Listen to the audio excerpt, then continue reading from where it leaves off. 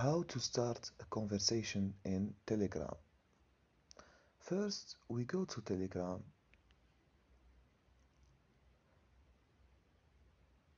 and we have many our contacts.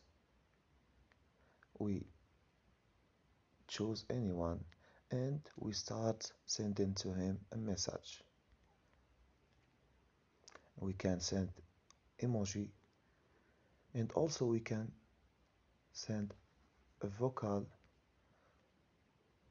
or photo.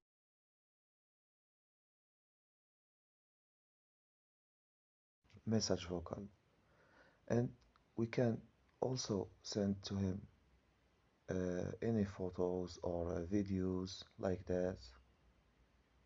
We can edit and we can send to him. That's all for this video. Subscribe and like this video.